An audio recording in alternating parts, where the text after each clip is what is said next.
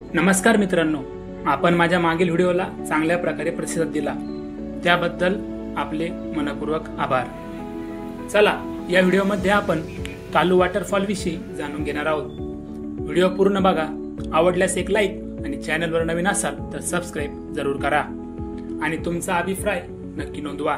महाराष्ट्राच्या निसर्गरम्य वातावरणात येतो माळशेज घाट आणि या घाटात असंख्य धबधबे पावसाळ्यात डोंगरावरून खाली दरीपर्यंत वाहतात।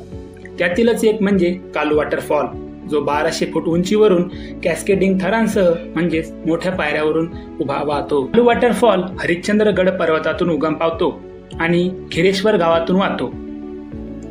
पर्यटकांना कालू वॉटरफॉल बघण्यासाठी याच गावातून 4 ते 5 किलोमीटर ट्रेक करावा लागतो, ज्यामध्ये खूप ॲडव्हेंचर्स गोष्टी अनुभवास मिळतात। हा धबधबा दख्खनच्या पठारावरून कोकणात येतो आणि स्थानिक लोकांच्या मते काळू धबधबा जवळ एक माऊली धबधबा आहे। हे दोन्ही धबधबे एकत्र येऊन काळू नदी तयार होते। काळू वॉटरफॉल ट्रेकिंगचा काळ जुलै ते ऑक्टोबर दरम्यान आहे।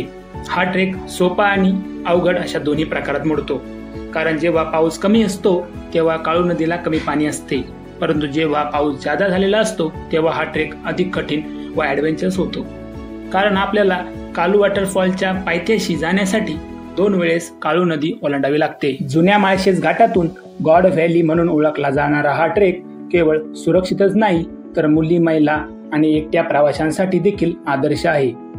जर मित्रांनो तुम्हाला काळू वॉटरफॉल ट्रेक करायचा असेल तर नक्की करा, पण आपल्या हातून निसर्गाची कोणतीही दुर्दशा होणार नाही याची काळजी घ्या। जसे चिप्स पॅकेट आणि बॉटल यांसारखा कचरा सोबत वापस घेऊन या। शांतपणे ट्रेक करून निसर्गाचा व निसर्गातील प्राण्यांचा आनंद घ्या आणि स्वतःची काळजी घ्या, कारण आम्ही दिनांक 14 सप्टेंबर रोजी काळू वॉटरफॉलला गेलो होतो। तेव्हा एक ट्रेकिंग ग्रुप मुंबईहून आला होता। ते आमच्या पुढे होते, पण तो ग्रुप सेकंड फेजला काळू नदी पार करताना त्यांच्यावर डोंगरावरून दगड कोसळली। काही जणे बाहेर निघाली, पण काहींना दगडांचा मार बसला। पण एक 25 वर्षीय पर्यटकाच्या डोक्यात दगड लागून दुर्दैवी त्याचा अंत झाला। त्यामुळे ट्रेकिंग जितकी सोपी तितकीच अवघड आहे आणि निसर्गापुढे कोणाचे काही चालत नाही। त्यामुळे कुठेही ट्रेकिंगला जाताना स्वतःची काळजी घ्या।